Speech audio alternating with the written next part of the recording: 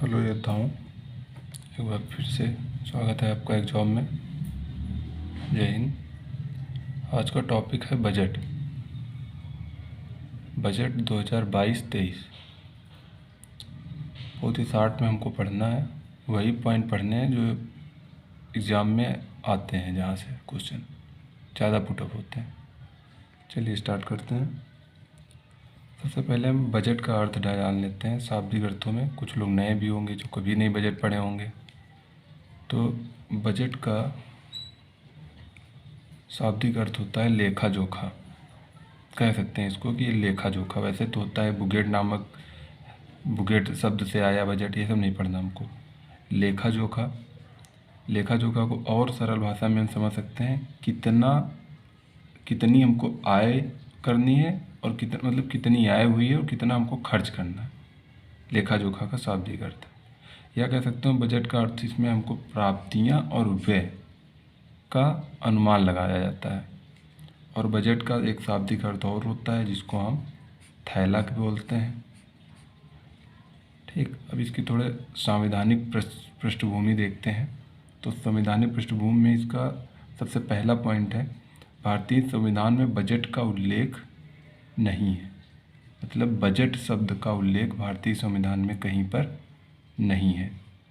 फिर इसके बाद दूसरा पॉइंट, अनुच्छेद 12 बहुत इंपॉर्टेंट है, ये आपको याद रखना। अनुच्छेद 12 में वार्षिक वित्तीय विवरण, वित्तीय 2 बार लिख गया है, वार्षिक वित्तीय विवरण शब्द का उल्लेख मिलता है। तो दो चीज़ें हुई, एक तो बजट शब्द का कहीं उल्लेख नहीं है, दूसरा किस चीज़ का उल्लेख है बजट की, वार्षिक वित्तीय विवरण। ठीक, अब एक अनुच्छेद 112, लेकिन मोस्टली लोगों को नहीं पता होगा अनुच्छेद 112 किस भाग में आता है। क्वेश्चन ये भी पूछ देखते हैं, हो सकता है बना दे कभी। अनुच्छेद भाग 5 में इसका उल्लेख मिलता है। इसी से एक क्वेश्चन और बनता है कि वित्तीय वर्ष कब से कब लिया जाता है। तो 1 अप्रैल से 31 मार्च, और ये स्टार्ट कब हुआ 1867 से। तो 1 अप्रैल से 31 मार्च आप सरकारी ठेका देसी शराबों में देखते होंगे, लिखा रहता होगा वहाँ पे 1 अप्रैल से 31 मार्च तक उनका ठेका होता है। फिर एक होता है भारत में कृषि वर्ष। कृषि वर्ष माना जाता है 1 जुलाई से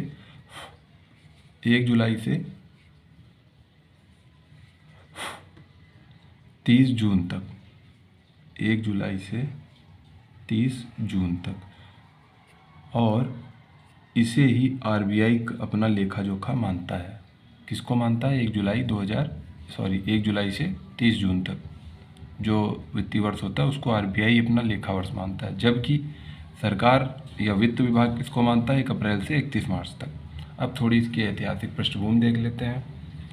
तो बजट का जनक किसे माना जाता है? जेम्स विल्सन को माना जाता है। क्यों माना जाता है? क्योंकि 1860 में भारत का पहला बजट पेश किया था इन्होंने, भारत का पहला बजट।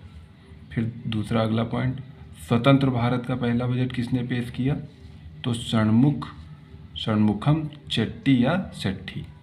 तो स्वतंत्र भारत का पहला बजट कब पेश किया? 26 नवंबर 1947 को, क्योंकि तब तक भारत जो है क्या हो गया था? आज़ाद हो गया था। तो इसलिए स्वतंत्र भारत का पहला बजट किसने पेश किया? षणमुखम चेट्टी ने। फिर अगला पॉइंट आते हैं हम गणतंत्र भारत का।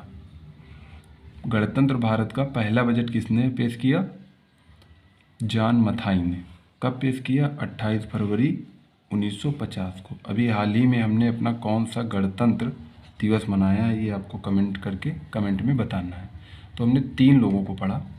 एक तो पढ़ा हमने जेम्स विल्सन, जो कि बजट के जनक है। पहला बजट इन्होंने पेश किया 1860 में। फिर स्वतंत्र भारत का पहला बजट षणमुखम चेट्टी ने पेश किया 26 नवंबर 1947 को, जब हम आज़ाद हुए।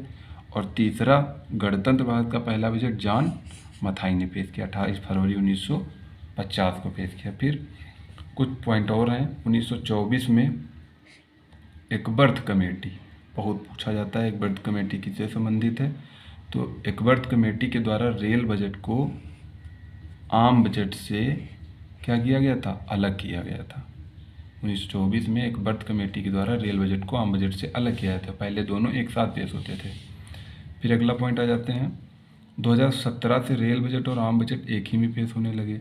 यहाँ तो 1924 में एक वर्ग कमेटी के द्वारा अलग किया गया, फिर 2017 से प्रधानमंत्री नरेंद्र मोदी जब से आए, इन्होंने रेल बजट और आम बजट को फिर से एक ही में मिला दिया। फिर अगला पॉइंट आता है 2017 से बजट 1 फरवरी को पेश होने लगा। पहले कब पेश होता था? पूर्व में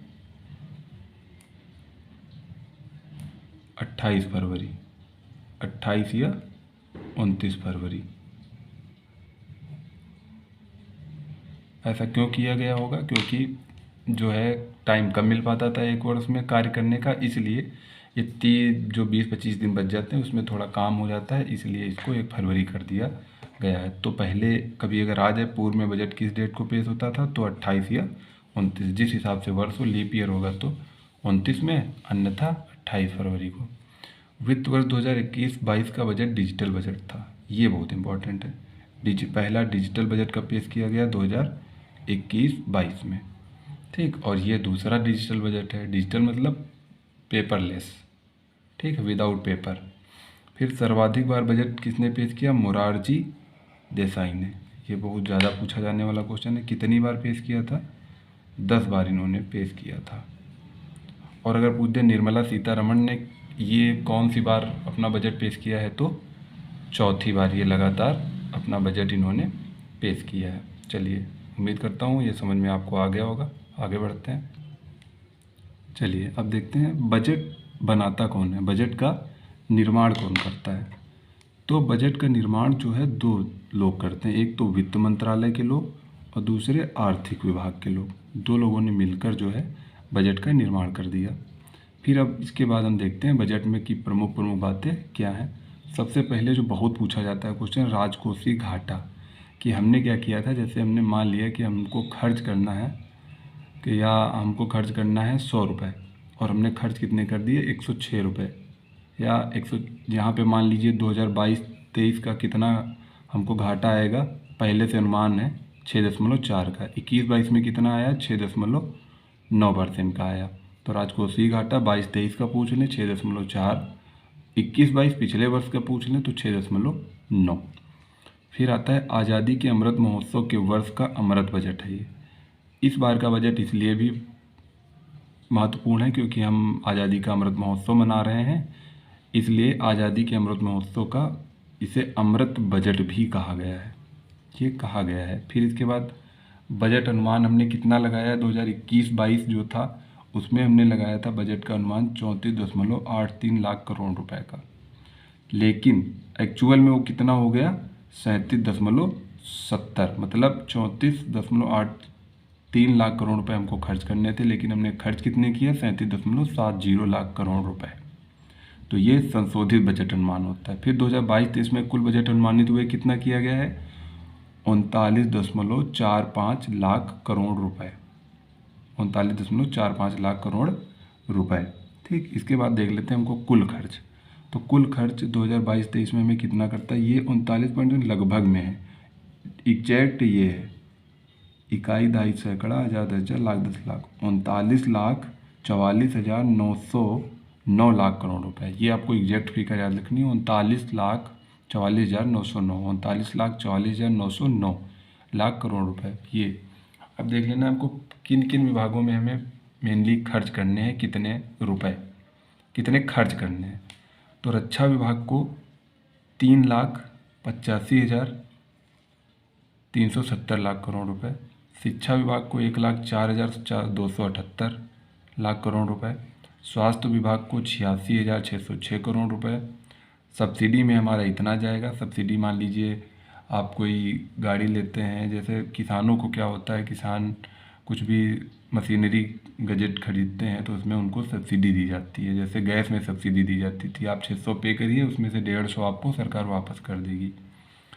फिर ब्याज अदायगी में 9,40,651, सर्वाधिक हमें ब्याज देते हैं हम। आगे पढ़ेंगे क्यों। पूर्वोत्तर राज्यों का जो विकास है उसके लिए 2,800 करोड़ रुपए। कृषि में हम जो है 1,51,521 करोड़ रुपए, ठीक। फिर आता है जो अमृत बजट है, और इस हम पूरे काल को क्या कहते हैं? अमृत काल। तो अमृत काल की अवधि कितनी होती है? अमृत काल की अवधि है 25 वर्ष। हो सकता है आपसे क्वेश्चन पूछ दें तो ये आपको याद रखना है। इसको आप रिवाइज करके वीडियो को देख लेंगे तो आपको याद हो जाएगा। बहुत ज़्यादा टाइम नहीं लेना है, इसलिए हम रिवाइज नहीं करा रहे हैं। अब आता है अमृतकाल के लक्ष्य। ये बहुत इंपॉर्टेंट क्वेश्चन है। अमृतकाल के कुल कितने लक्ष्य हैं? इन्होंने तो 3 लक्ष्य यहाँ पे आपको मेनली देखना है। 3 लक्ष्य कौन कौन से? विकास एवं समग्र समावेशी कल्याण, प्रौद्योगिकी, ऊर्जा, जलवायु परक कार्यों को प्रोत्साहन, निवेश। मतलब विकास एवं समग्र समावेशी विकास, मतलब सबका विकास सबका साथ, जो नारा है बीजेपी गवर्नमेंट का, उसके आगे चलते हैं, उसको छोड़ते हैं। प्रौद्योगिकी, ऊर्जा, जलवायु परक कार्यों को प्रोत्साहन, निवेश। ठीक, 3 अमृतकाल के लक्ष्य हैं। चलिए आगे बढ़ते हैं। 3 लक्ष्यों के बाद आ जाते हैं हम 4 प्राथमिकताएं इस बार बजट में की गई हैं। कौन कौन सी? पीएम गति शक्ति, बहुत इंपॉर्टेंट है। समावेशी विकास दूसरा, उत्पादन, संवर्धन, निवेश, उदीयमान अवसर, ऊर्जा और जलवायु परक। आपको की पॉइंट याद रखना है, उत्पादन याद रखना है, निवेश याद रखना है, ऊर्जा और जलवायु परक। उत्पादन, निवेश, ये याद रखने हैं आपको। फिर चौथा क्या है? निवेश का वित्त पोषण। तो 4 प्राथमिकताएं हैं। पहली हो गई पीएम गति शक्ति, दूसरी हो गई समावेशी विकास, तीसरा आपको याद रखना है संवर्धन, निवेश, उदीयमान अवसर, ऊर्जा और जलवायु परक, और चौथा है निवेश का वित्त पोषण। तो हमारी 4 प्राथमिकताएं हो गई। अब हम सबसे पहले आते हैं पीएम गति शक्ति।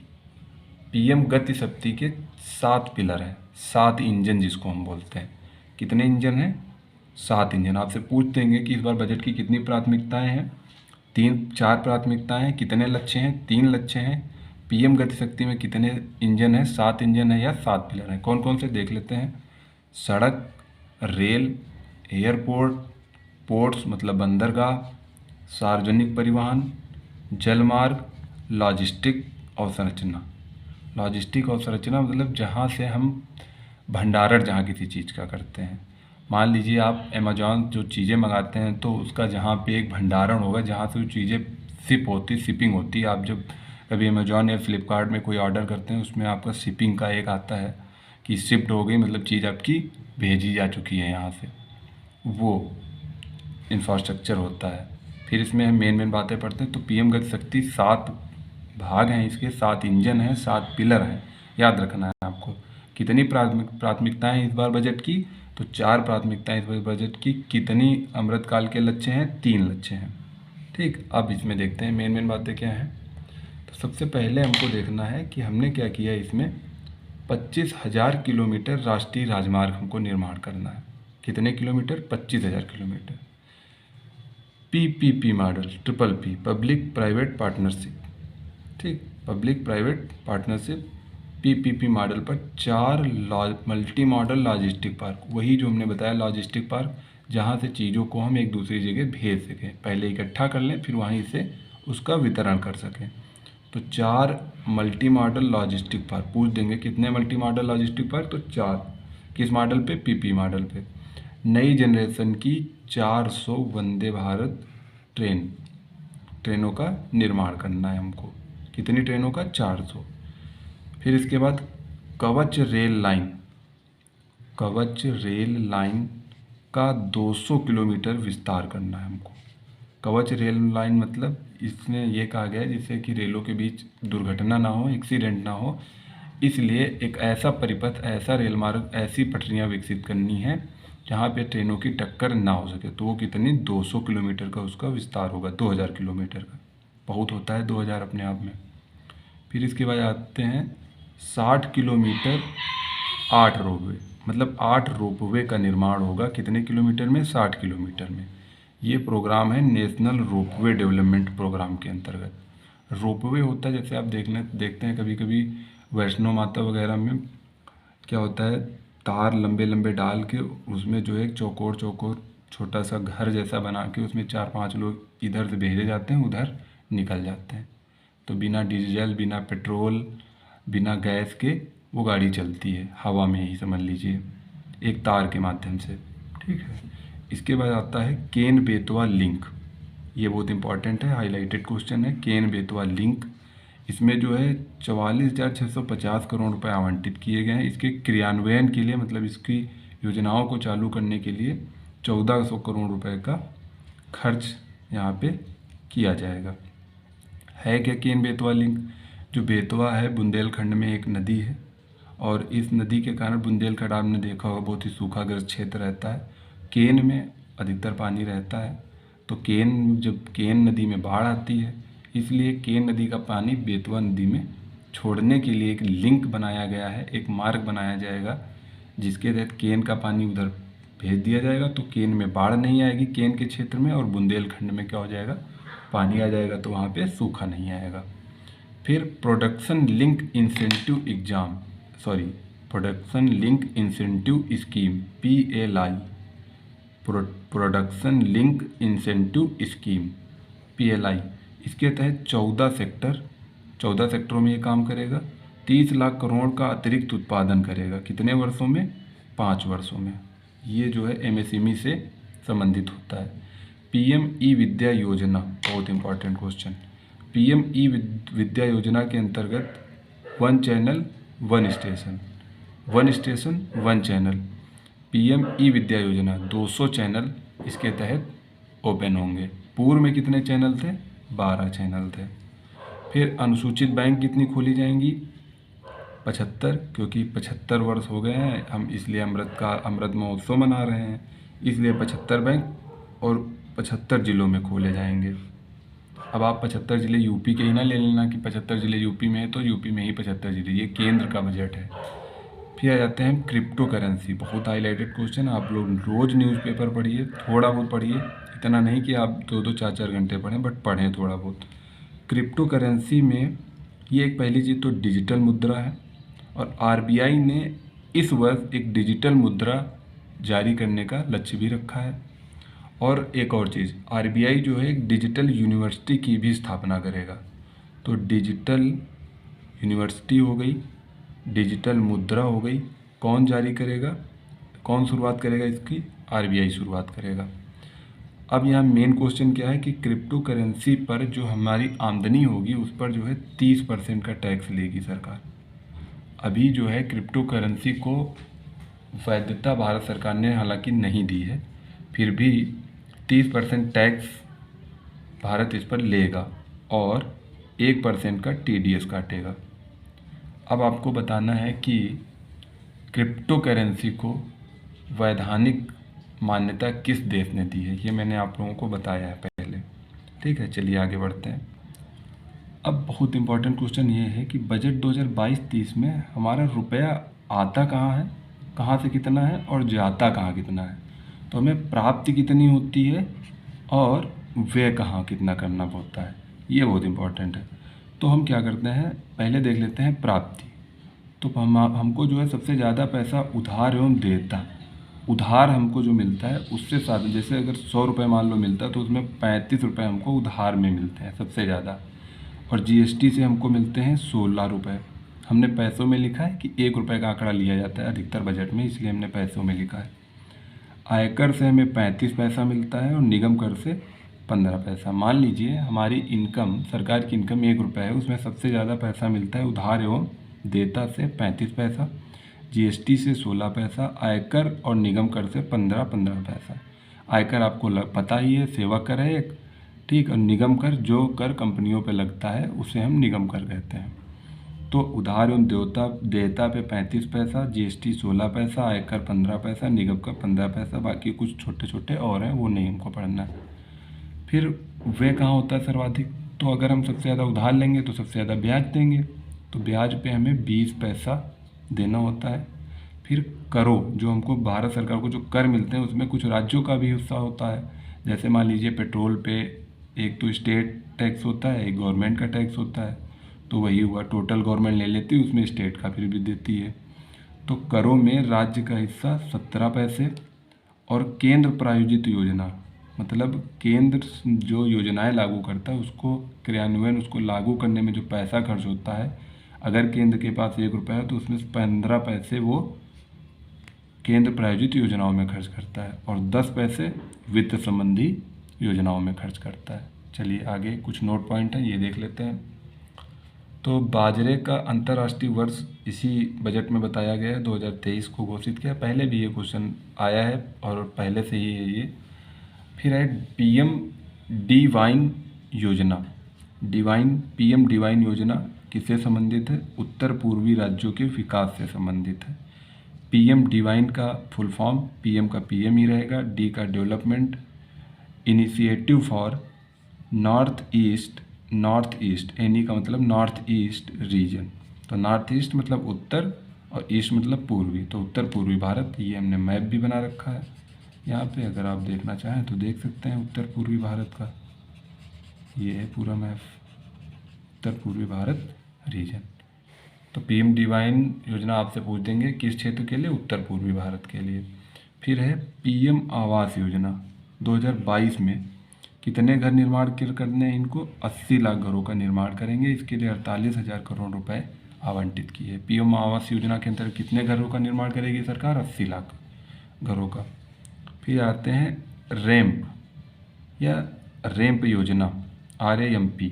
इसका फुल फॉर्म देख लीजिए, रेसिंग एक्सीलरेटिंग MSME मतलब micro small medium enterprises performance.